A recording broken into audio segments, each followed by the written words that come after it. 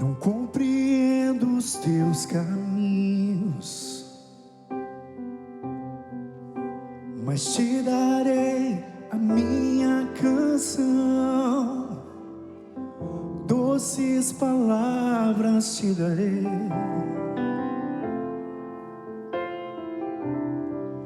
Me sustentas em minha dor,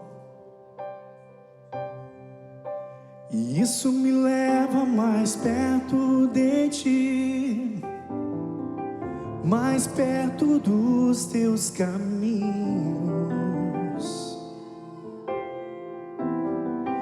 E ao redor de cada esquina, em cima de cada montanha, eu não procuro por coroas ou pelas águas das fontes.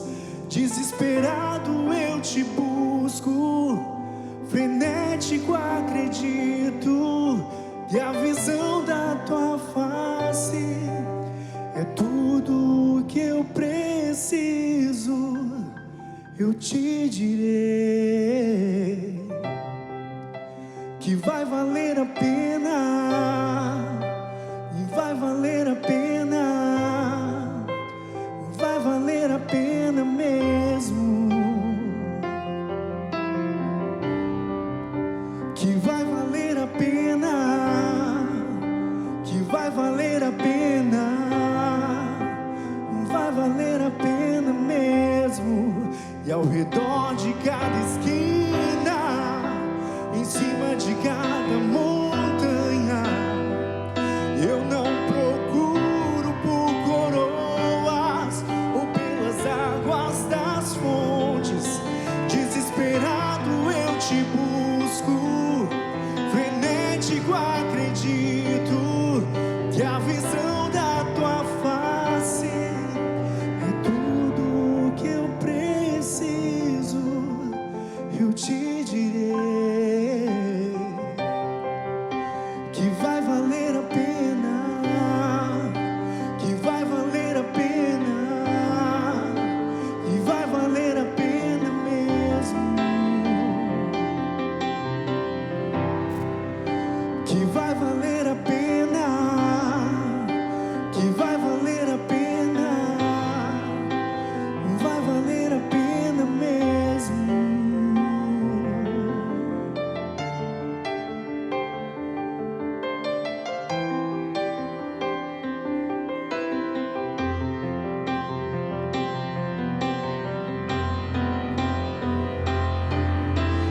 Quando o grande dia chegar, quando o grande dia chegar e ele vem, quando o grande dia chegar, eu cantarei, eu cantarei, eu cantarei, eu cantarei,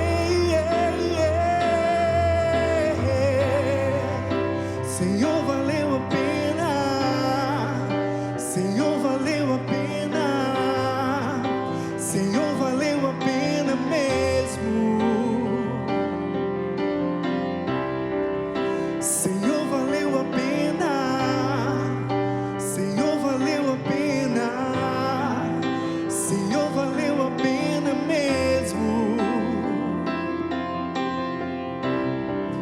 Senhor, valeu a pena, Senhor, valeu a pena, Senhor, valeu a pena mesmo.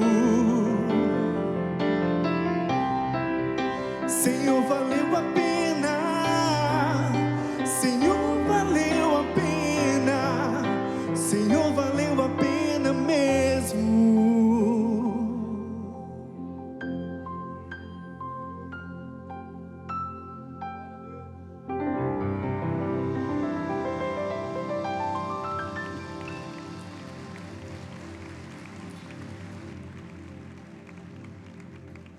Aleluia! Como é bom louvar ao Senhor.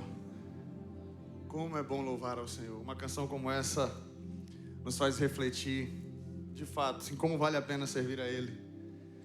Você pensou em muitas coisas aí?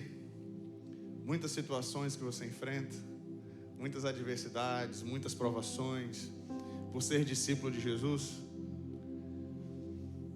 vai valer a pena, vai valer a pena, vai valer a pena.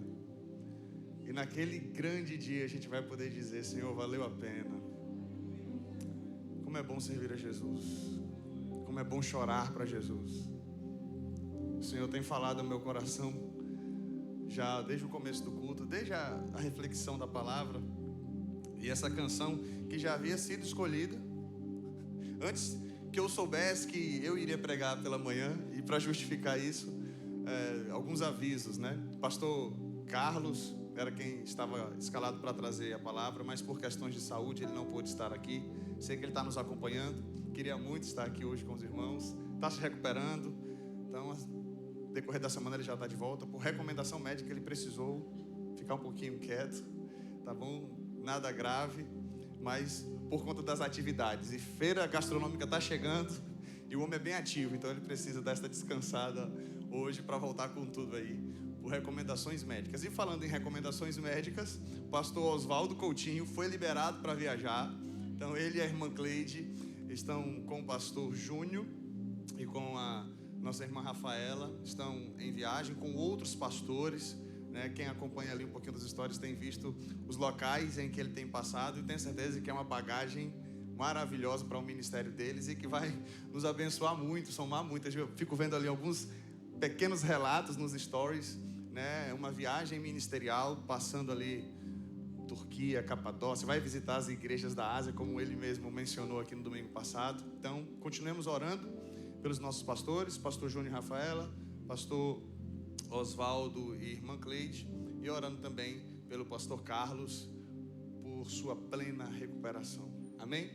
Nós estamos aqui cumprindo a nossa missão e servindo aos amados e sendo servidos também. Como é maravilhoso, isso é a família de Cristo, essa é a igreja do Senhor, poder ser edificado.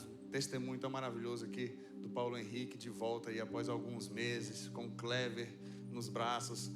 São coisas que nos emocionam, é a palavra de Deus. O culto, ele tem emoção. De que forma? Como consequência da palavra de Deus. Tem gente que às vezes procura o emocionalismo no culto, mas é o contrário. As emoções, elas são a consequência da palavra de Deus. Não é maravilhoso quando a gente ouve sobre a cruz, quando a gente ouve sobre a graça, a misericórdia de Deus, o nosso coração é grato por aquilo que Ele tem feito, naturalmente lágrimas rolam em nossos olhos, naturalmente a gente pula de alegria na presença do Senhor. As emoções saltam como consequência ou como resultado da palavra genuína e da verdade de Deus em nosso coração. Então, se você sente vontade de chorar na presença de Deus como consequência da verdade do Senhor, pode chorar. Por isso que a gente aplaude aqui com frequência ao Senhor, né? Eu acabo de falar de choro, né? Vamos aplaudir o Senhor mais uma vez? Aleluia! Como é bom louvar ao Senhor. Batam palmas todos os povos, louvem ao Senhor, é o que diz os Salmos, né? Como é bom glorificarmos a Deus. Dito isso, eu te convido a abrir a palavra do Senhor em Lucas, capítulo 9. Lucas, capítulo 9.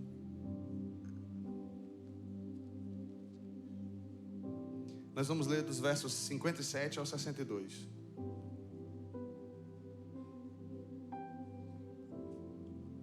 Como eu falei, essa canção vai valer a pena, tem muito a ver com o que nós vamos falar aqui hoje.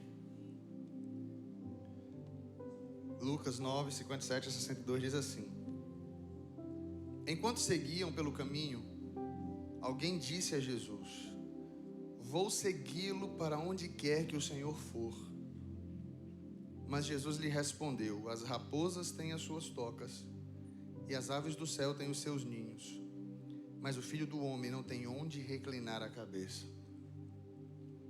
A outro, Jesus disse: Siga-me.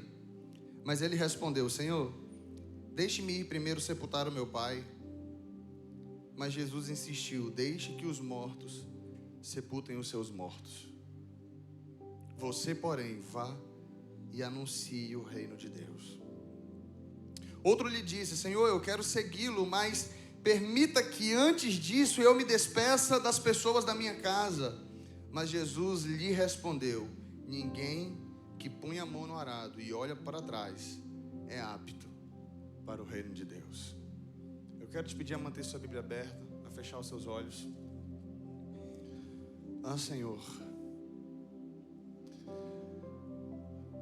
nós estamos aqui, Pai, como família do Senhor, como teus filhos, como teu povo, assentados, ó Pai, em volta da mesa, para ouvir a tua voz, a tua palavra, a tua instrução, para ouvir o que o Senhor tem de orientação para nós, nesse domingo, dia do Senhor.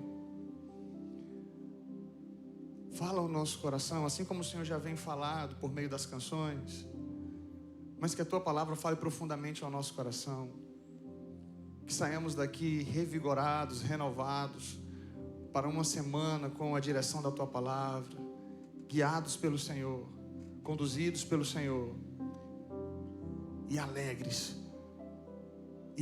porque somos teus discípulos, alegres, porque podemos partilhar de uma família, somos irmãos, filhos do mesmo Pai.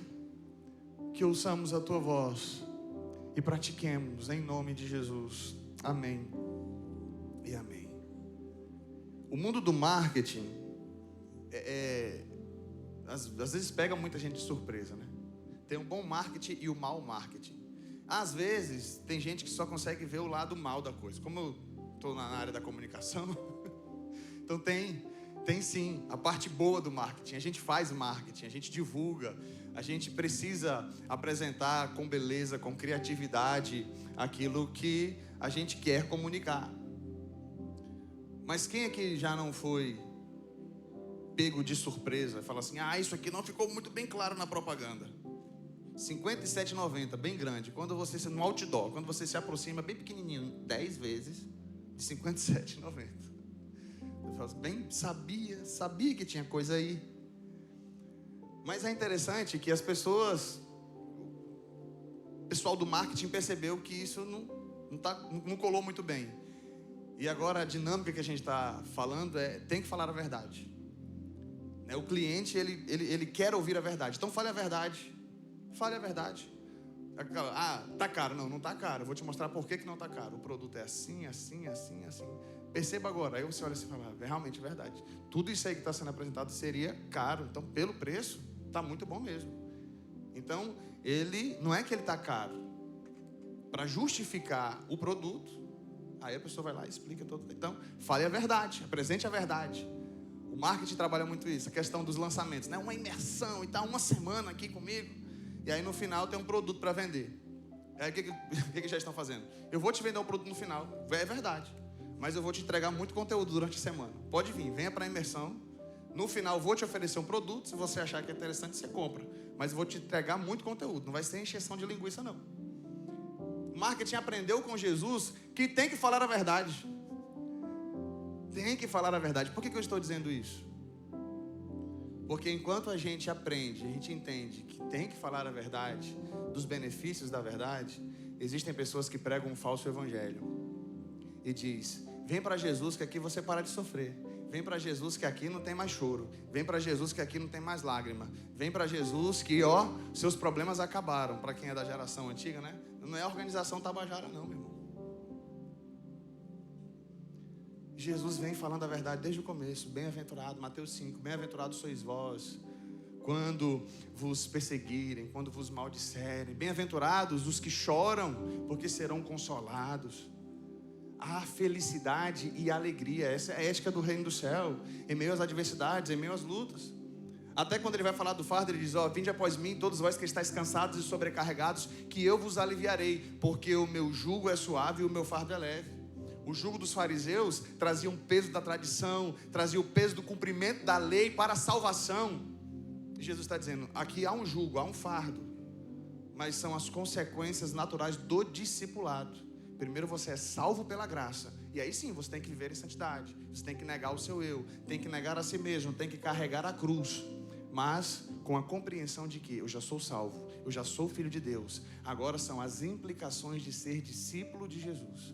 Há um fardo, há sim uma cruz para ser carregada. Vinde após mim, todos vós que estáis cansados e sobrecarregados, e eu vos aliviarei.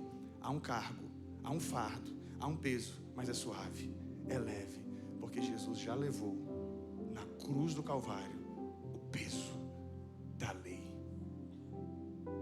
E é sobre as implicações do discipulado que eu quero falar com você. As implicações do discipulado de Jesus que eu quero falar com você hoje. Mas antes de nos debruçarmos no capítulo 9, eu gostaria que você fosse lá para o capítulo 8, não precisa nem colocar na mídia. Só para você que está com a Bíblia, eu vou só pincelar o capítulo 8, porque o capítulo 8 mostra melhor o contexto. O capítulo 9 já é um compilado, ele não está seguindo naturalmente a sequência cronológica, mas no capítulo 8 de Mateus isso é observado. O capítulo 8 começa com a cura de um leproso, do versículo 1 ao versículo 4. Logo na sequência, do versículo 5 ao 13, mostra Jesus curando o servo de um centurião. Aquele centurião que demonstra fé. Não, Senhor, não precisa ir até lá, basta uma palavra tua. Milagre aconteceu. No versículo 14 nós vemos Jesus curando a sogra de Pedro. E aí no capítulo 16, olha, é interessante, o versículo 14 do capítulo 8. Tendo Jesus chegado à casa de Pedro, viu a sogra deste acamado com febre, mas Jesus tomou-a pela mão e a febre deixou, se levantou e passou a servi-lo. Mídia, pode colocar aí o capítulo 8, versículo 16.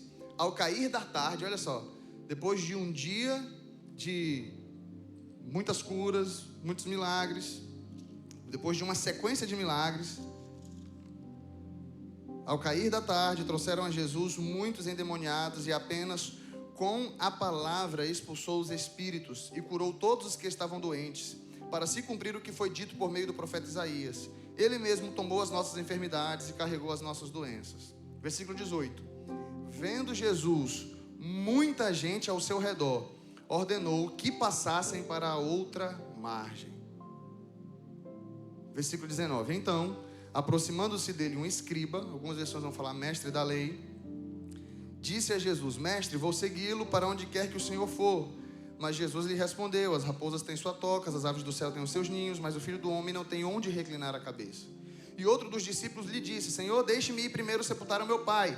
Mas Jesus respondeu: siga-me e deixe que os mortos sepultem os seus mortos. Eu vou usar o texto de Lucas porque lá apresenta 3 personagens. O texto de Mateus apresenta apenas 2.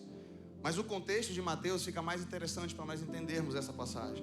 Então o contexto de Mateus está dizendo: vendo Jesus muita gente ao seu redor, ordenou que passassem para a outra margem. E então é que acontece os diálogos. Agora voltemos para Lucas capítulo 9. Versículo 57 diz: enquanto seguiam pelo caminho, alguém disse. Então, enquanto seguiam pelo caminho, provavelmente é aquele momento em que Jesus fala com os discípulos e estão se dirigindo até o barco.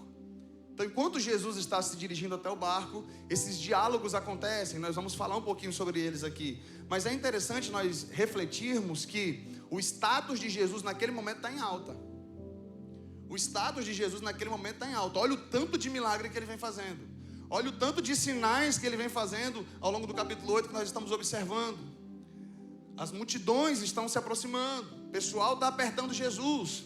E poderia soar para aquela multidão que estar com Jesus é legal porque a vida fica fácil com ele.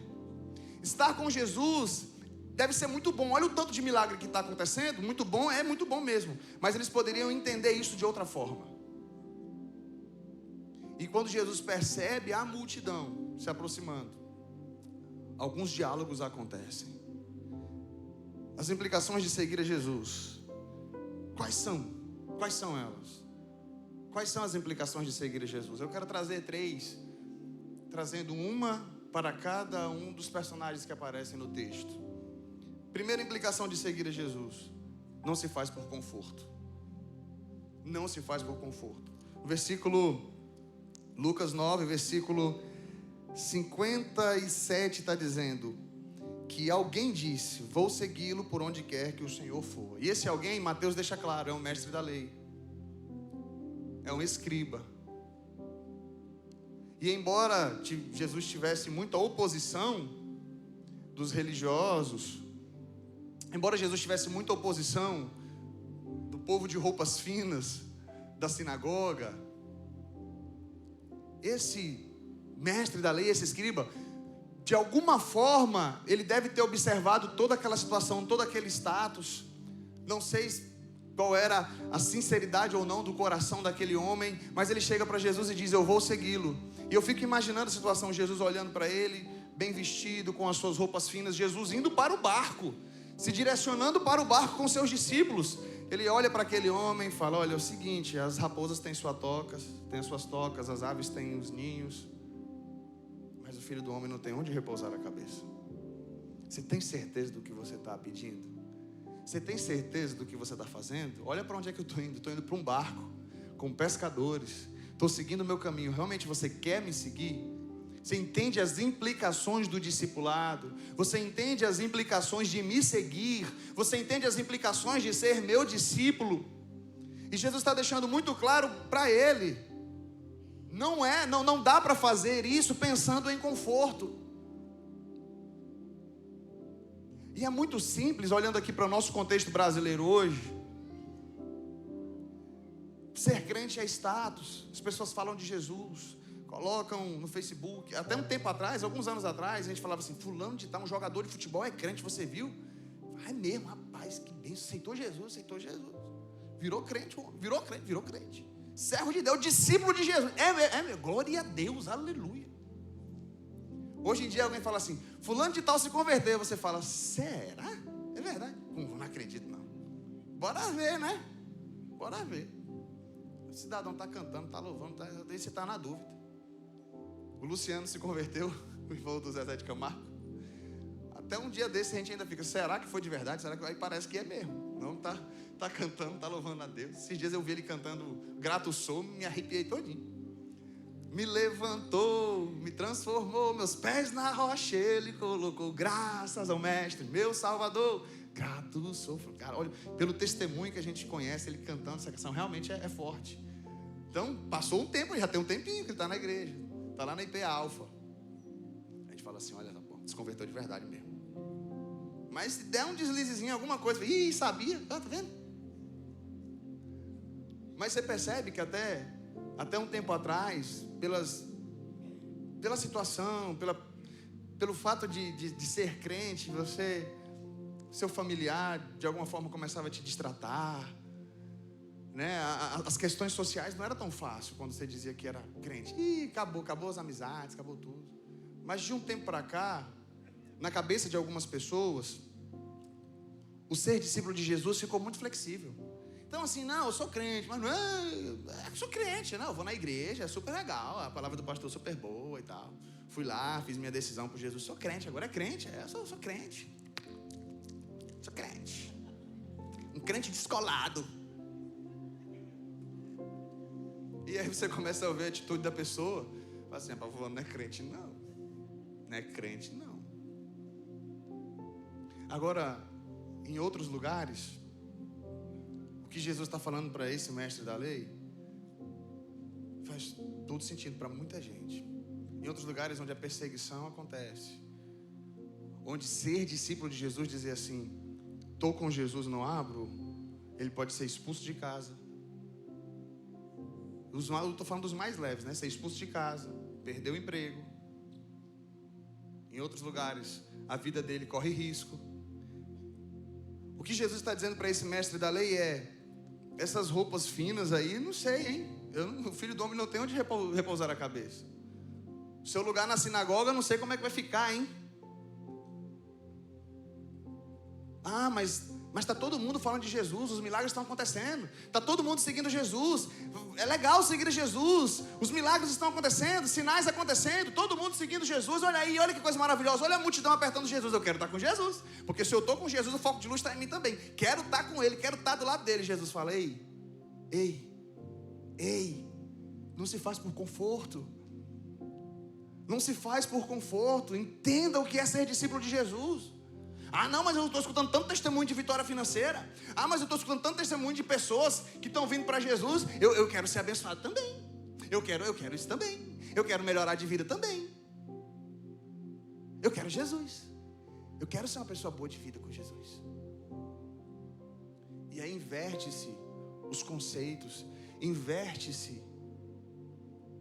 E as pessoas começam a buscar a Jesus pensando em prêmios, pensando em prestígio, pensando em status. Mas quando nós somos confrontados com a verdade das Escrituras, as escamas dos nossos olhos caem e a gente começa a observar o que de fato é ser discípulo de Jesus.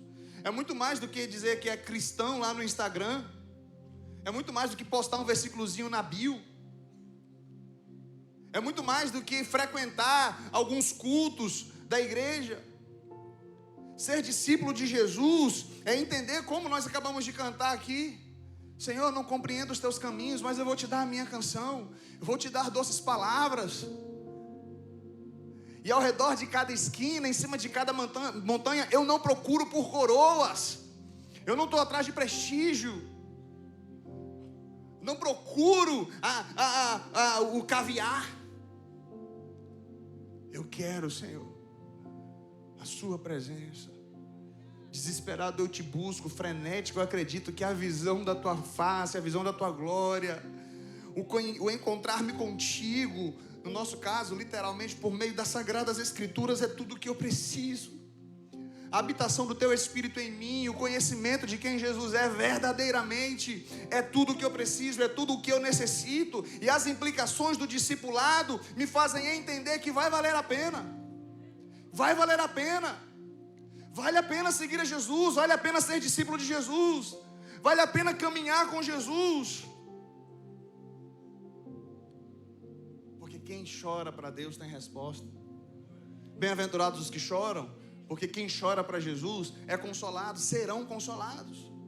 Bem-aventurados que têm fome e sede de justiça, porque serão fartos. O mundo está aí, insaciável. Eles não conseguem ser saciados procurando justiça, lutando a todo custo por justiça. Mas aqueles que amam a Jesus entendem que é da justiça de Deus que nós necessitamos e buscamos. Bem-aventurados que têm fome e sede de justiça, porque serão fartos. E se a gente entender justiça no sentido mais amplo, além do comum, nós somos justificados em Cristo. Jesus levou a nossa culpa lá na cruz do Calvário. E quando Deus diz que todo pecado é punido com morte, por que a gente não morreu? Porque Jesus morreu por nós. Então, se a gente for pensar no aspecto da justificação, bem-aventurados que têm fome e sede de justiça, porque serão fartos. Se a gente olha para Deus e fala, Deus, tu és justo, Ele fala, eu sou.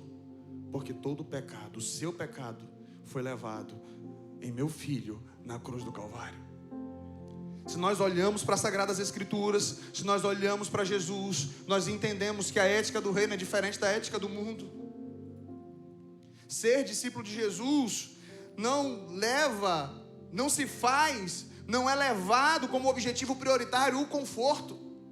Quantas e quantas pessoas nós vemos decepcionadas? Quantas e quantas pessoas decepcionadas por um marketing mal feito, por promessas enganosas, e pessoas dizendo que era Deus que estava falando, quando não era Deus que estava falando. Jesus está sendo muito honesto e sincero com esse rapaz. Jesus está sendo muito honesto e sincero com esse mestre da lei. Não é por conforto. Segundo, o reino de Deus é prioridade. Esse segundo personagem não é Jesus quem chama, é Ele que se oferece. Versículo 59.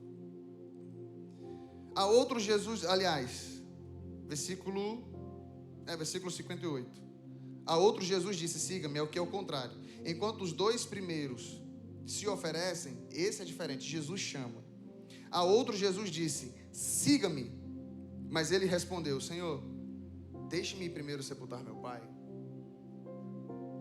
Mas Jesus insistiu, deixe que os mortos sepultem os seus mortos. Você, porém, vá e anuncie o reino de Deus. Essa aqui para mim é um dos mais confrontadores. Esse aqui é um dos mais confrontadores.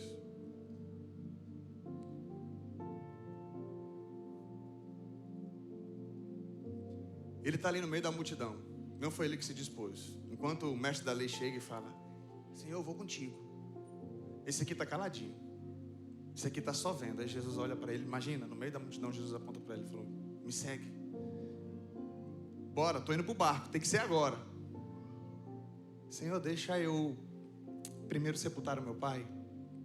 E os estudiosos, eles trazem aqui pelo menos 3 motivos, né? O que significa isso? Talvez o pai dele acabara de falecer e ele precisava de fato sepultar seu pai. Bons comentaristas vão seguir por esse ponto, embora tenha o fato de que, bom, se o pai dele acabara de falecer, provavelmente ele deveria estar no funeral, tá? Mas o que ele está fazendo ali? Então isso faz com que alguém chegue à segunda opção. O pai daquele rapaz estava muito doente, estava prestes a falecer, e o que ele está pedindo para Jesus é um tempo. Ele vai segui-lo, mas deixa primeiro passar por aquele momento difícil, sepultar o pai para então segui-lo. Ou terceiro, o pai dele estava bem, estava vivo, mas ele sentia um compromisso com a sua família, ele até queria seguir Jesus, mas ele precisava primeiro fechar esse capítulo. Depois que o meu pai falecer, depois que eu sepultar meu pai, eu então lhe sigo. Então os comentaristas divergem nessas 3 opções. Eu tendo a ficar com a primeira. O pai dele acabara de falecer e ele precisava sepultar o pai. Mas a resposta de Jesus é muito forte, e eu não tenho nenhuma pretensão de suavizar as palavras de Jesus, porque às vezes a gente, como pregador, a gente tem isso, né? A gente quer ficar dando explicação assim, né? É porque não foi bem assim. Foi, Jesus falou isso mesmo.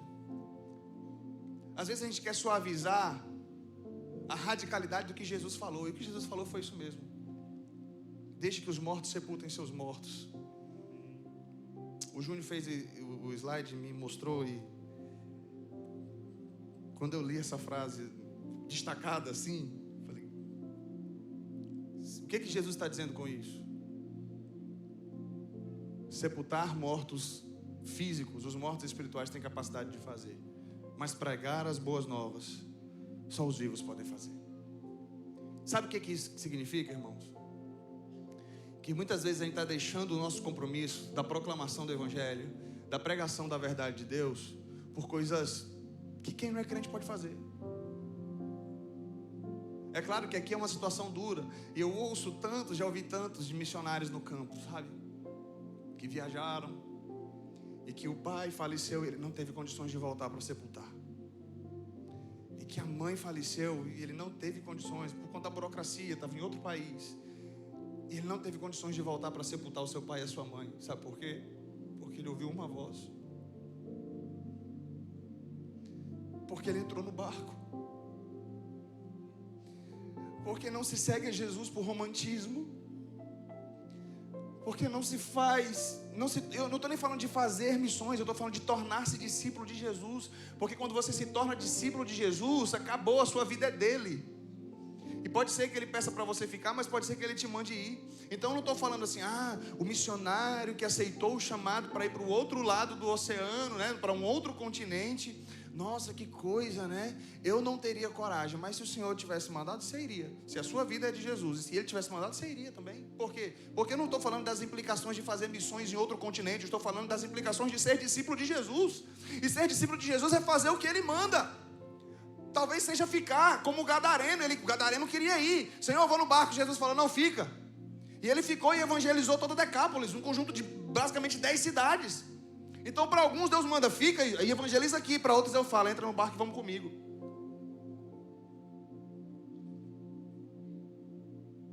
A tua luz acendeu meu coração, e eu pude ver em meio à escuridão a tua presença, tua fidelidade, graça e amor me levantaram outra vez, me deram forças e prosseguirei, irei contigo onde quer que fores, meu Senhor. O teu chamado cumprirei na alegria ou na dor. Agora eu vou ter que baixar uma oitava, que eu peguei o tom que ele estava.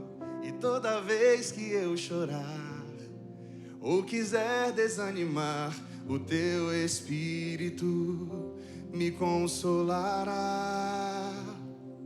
Se é na fraqueza do meu ser que manifestas teu poder, eis-me aqui, dependo de ti, preciso de ti. irei contigo, onde quer que fores. Diga o teu chamado. O teu chamado cumprirei na alegria. E toda vez o quiser, o teu Espírito me consolará. Se é na fraqueza do meu ser que manifesta teu poder, eis-me aqui, dependo de ti.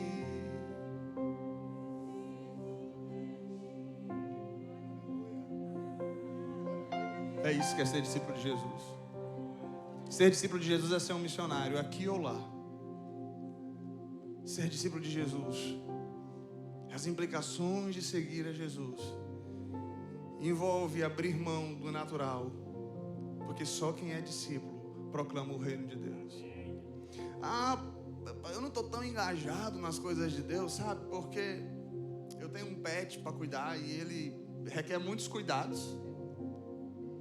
Contrata alguém para cuidar, ué.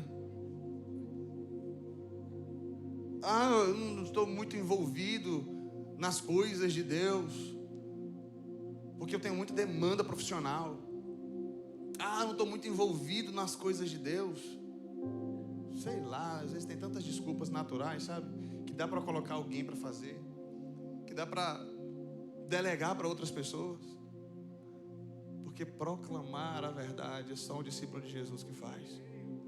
Paulo, falando aos Coríntios, ele diz: aprove a Deus salvar os que creem por meio da loucura da pregação. Onde está o inquiridor deste século? Onde está o escriba? O que ele está dizendo é: onde é que estão os sábios? Onde é que estão os eruditos? Aprove a Deus salvar os que creem por meio da loucura da pregação. Às vezes a gente pensa, a gente supervaloriza a ciência. Top demais, glória a Deus pelos avanços da ciência.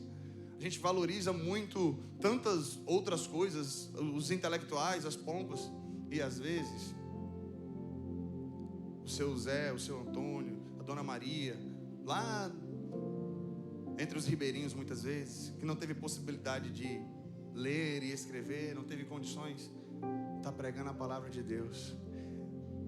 E o erudito, o escriba, os intelectuais, que muitas vezes a gente fica, pois é, né? Vamos ver o quê? Vamos trabalhar, vamos pregar o Evangelho, vamos viver o Evangelho, vamos pregar a palavra de Deus, vamos proclamar as verdades de Deus. Siga-me. Tanta gente entendendo que é ele, como discípulo de Jesus, que precisa proclamar a verdade de Deus, que precisa pregar a verdade de Deus, que precisa pregar o Evangelho, ainda enquanto é dia, né? O tema de missões nacionais nós estamos trabalhando, ainda enquanto é dia, proclamando a verdade do Senhor, fazendo aquilo que só nós podemos fazer, como discípulo de Jesus, o que só a igreja pode fazer. Lá no seu lugar de trabalho, quem é mais crente? Quem mais é crente? Olha só como o português é, né? Quem é mais crente? Quem mais é crente, além de você? Tem mais alguém? Então se junta com ele e prega a palavra. Tem jovens aqui que a gente sabe que está fazendo isso na escola e tem oposição. Abre a Bíblia na escola, prega, reúne o grupo, proclama a verdade de Deus e tem oposição. A direção não gosta, e o negócio está complicado. Mas está indo, está pregando a verdade, está proclamando a verdade do Senhor, está fazendo aquilo que só a igreja é capaz de fazer, está fazendo aquilo que só os discípulos de Jesus podem fazer. Vivamos o Evangelho, vivamos o que de fato é ser discípulo de Jesus. As implicações de seguir a Jesus: primeiro, não se faz por conforto. Segundo, o reino de Deus é prioridade. Terceiro, não há lugar para inconstância. Versículo 61. Nós estamos em uma missão. Outro lhe disse: Senhor, eu quero segui-lo, mas permita que antes disso eu me despeça das pessoas da minha casa. Mas Jesus lhe respondeu: ninguém que põe a mão no arado e olha para trás é apto para o reino de Deus. Jesus está indo para o barco. Aquele jovem, é ele que está pedindo para ir, mas diz: deixa eu ir em casa rapidinho, só me despedir do pessoal e eu vou com o Senhor. Os comentaristas vão dizer que essa resposta de Jesus é porque ele percebe naquele jovem talvez eu quero ir, mas eu quero entrar no barco, mas deixa eu Aí Jesus está lá. Não tinha relógio nessa época, né? Então, força de expressão. Ele foi lá e não voltou. E agora? Agora que a gente tem que entrar no barco, mas ele foi despedir do pai e da mãe. Está consolando a mãe, porque a mãe falou, não vai. Mas mãe... Essas questões dos apegos familiares existem. Quando eu fui para o seminário, foi difícil sair de casa. Há um apego. Eu fui, fiquei 6 meses, voltei. E minha mãe perguntou, você vai voltar? Eu falei, mãe, lá é o meu lugar. Mãe, lá é o meu lugar. Foi para isso que o Senhor me chamou. De lá para cá, voltei, só fiquei mais 1 ano em casa quando cheguei do seminário, que foi o período que eu fiquei noivo. A Anne lá em Sergipe e eu no Pará. Depois disso fui lá, casei e não voltei mais para casa. Comecei meu ministério e depois disso foi sempre em outras cidades, sempre longe de casa. Eu percebi que alguns irmãos pensam que os meus pais moram em Brasília, né? Os meus pais moram no Pará. A gente morava em Altamira, no Pará. Fui para o seminário, voltei, fiquei 1 ano auxiliando meu pai. Depois casei com a Anne e levei ela para Medicilândia, que é 90 quilômetros de Altamira. Comecei meu ministério ali. Depois eu fui para Macapá. E meu pai e minha mãe continuaram em Altamira. Depois eu fui para Brasília. E os meus pais saíram de Altamira e foram para Paragominas, no Pará também. Desde que eu comecei meu ministério, eu não voltei mais para casa. E a nossa rede de apoio é sempre a igreja. A nossa rede de apoio é sempre os discípulos. A rede de apoio, geralmente, daquele que entra no barco, é quem está no barco com ele.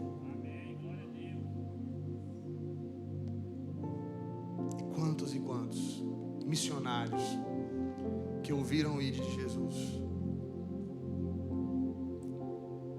não tiveram mais como olhar para trás.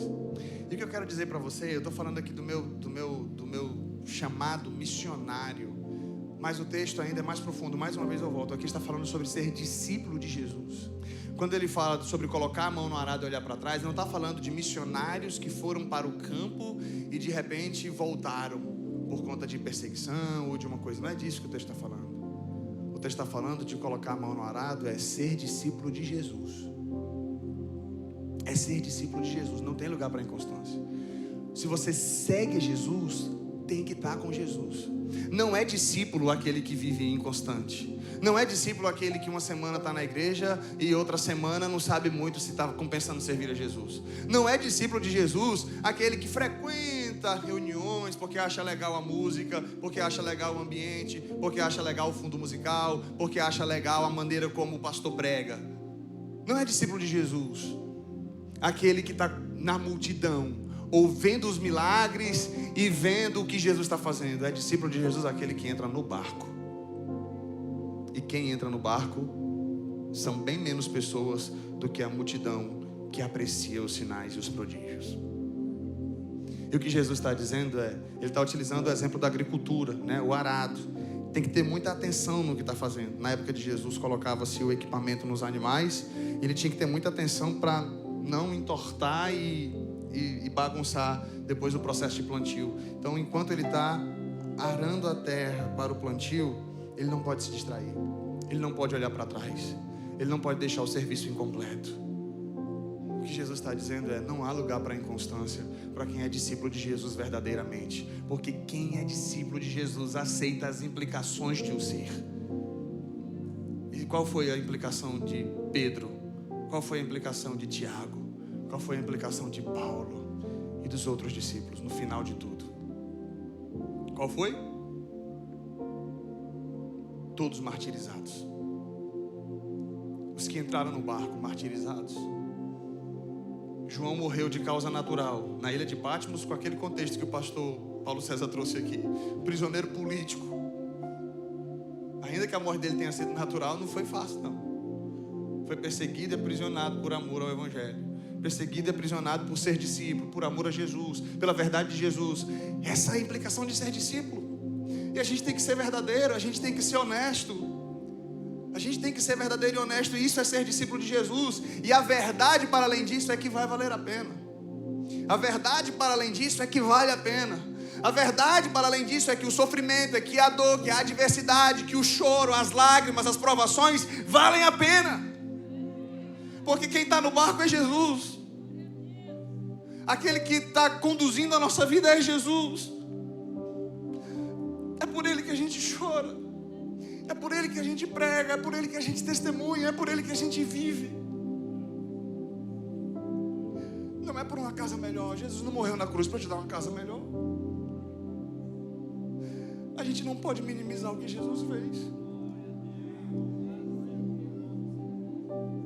Não foi por uma conta financeira melhor que Jesus morreu na cruz.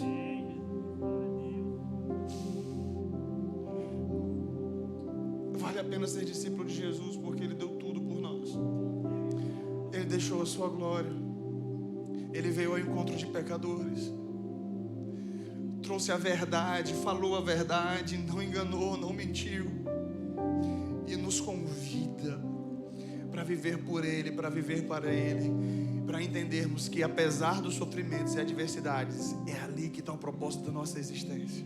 Viver com Ele por toda a eternidade após esse momento. Proclamar a verdade, proclamar o reino, pregar a verdade como bons soldados, mas também como filhos de Deus, como irmãos em Cristo, e que oram: Pai nosso, nós dependemos de Ti até do pão de cada dia, nada é nosso. Aquilo que a gente administra, a empresa que você administra, a família que você tem, a empresa que lá no CNPJ dela, você é o sócio majoritário, você é o dono, é o seu CPF que é o grande representante dela. Isso é empresa. Se você é discípulo de Jesus, você é só um mordomo, ela é dele. A família, a certidão de nascimento do seu filho que está lá, você como pai, você como mãe, você só é mordomo, você só está cuidando daquilo que é de Deus. Se você é discípulo de Jesus, essa é a sua consciência. Se nós somos discípulos de Jesus, a nossa consciência é que nós estamos aqui para Ele, que nós estamos aqui por Ele, a nossa vida é dele, e para onde Ele mandar a gente vai, o que Ele disser a gente faz, porque nós somos dele, a nossa vida é dele. Essa é a implicação do discipulado. Isso é ser discípulo de Jesus. Eu finalizo. O Ministério de Louvor já pode chegar. Tem uma frase de Frank Farley que diz o seguinte: grande parte do nosso cristianismo atual está encharcado de sentimentos, mas desprovido de sacrifícios. Reflita nisso. Se quiser anotar, anote. Leve para o seu coração. Grande parte de nosso cristianismo atual está encharcada de sentimentos, mas desprovida de sacrifícios. Que a palavra do Senhor fale ao meu e ao seu coração. Feche seus olhos, coloque a mão no seu coração. Diga: Senhor, a minha vida é tua, Pai. Se você é discípulo de Jesus, diga: Senhor, a minha vida é tua. Os meus sonhos são teus, os meus projetos são teus. Se porventura você não tem vivido esse discipulado radical, se porventura você achou que estava no barco, mas percebeu que a vida que você está levando não condiz com alguém que está no barco, peça perdão ao Senhor. Peça perdão ao Senhor. E diga: Senhor, eu sou teu e eu reafirmo o meu compromisso contigo. Meu coração é teu, eu sou discípulo do Senhor, eu sou discípulo de Jesus. Me perdoa a inconstância, me perdoa o não proclamar o reino por coisas triviais, me perdoe por fazer apenas, me perdoe por não fazer aquilo que só eu posso fazer. Faça isso, fale isso ao Senhor. Me perdoa, Senhor. Me perdoa por achar que seguir a Jesus era coisa de status. Me perdoa. Se você quiser chorar agora, pode chorar. Não é emocionalismo. Agora realmente é o coração arrependido. São as emoções como fruto da verdade expressa da palavra de Deus. Se o Senhor está quebrantando o teu coração, pode chorar. Se você quer pedir perdão ao Senhor, agora pode pedir. Senhor Deus, na tua presença estamos, ó Pai. E te pedimos: perdoa-nos. Perdoa-me, Senhor. Perdoa-me por negligenciar muitas vezes o meu chamado como discípulo de Jesus. Dá-me a força necessária, Senhor, para prosseguir nessa jornada, para prosseguir nesse caminho, como servo do Senhor, como filho de Deus, como discípulo de Jesus. Que continue carregando a cruz, negando a mim mesmo, vivendo para a Tua glória, vivendo por Ti, vivendo para Ti. Ó Deus, que haja em nosso coração e que haja no nosso viver diário, no nosso cotidiano, na nossa prática diária, a compreensão e a verdade de que ser discípulo de Jesus é andar na contramão do mundo. Faz-nos, ó Deus, compreender que todo o resto é dádiva, que todo o resto é bênção, e que os nossos olhos estão direcionados para o reino de Deus. Busquem, pois, o reino de Deus em primeiro lugar, e todas essas coisas vos serão acrescentadas. Que a gente não te siga por conforto, ó Deus, que a gente não te siga, ó Deus, por N situações, mas que a gente te siga por quem Tu és, e porque o Senhor fez um chamado para nós, vinde após mim, e nós aqui estamos, e te seguimos, e te servimos, e reafirmamos o nosso compromisso contigo de viver para a Tua glória, em nome de Jesus, em nome de Jesus, amém. Deus abençoe o Ministério de Louvor.